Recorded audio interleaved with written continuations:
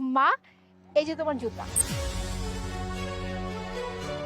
কি রে মোনা, শেষ পর্যন্ত জুতার ব্যবসা শুরু করেছি? মারুফ, কে এটা? আরে আমার স্কুল লাইফের ফ্রেন্ড ছিল, এই আর কি, অন্য কিছু না। তোর ফ্রেন্ড?